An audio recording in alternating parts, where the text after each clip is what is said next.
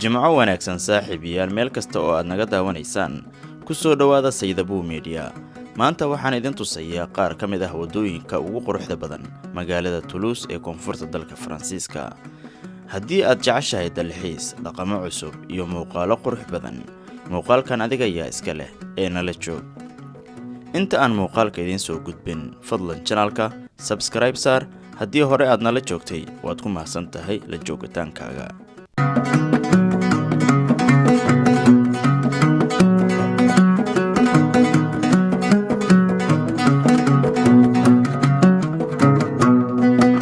Hello,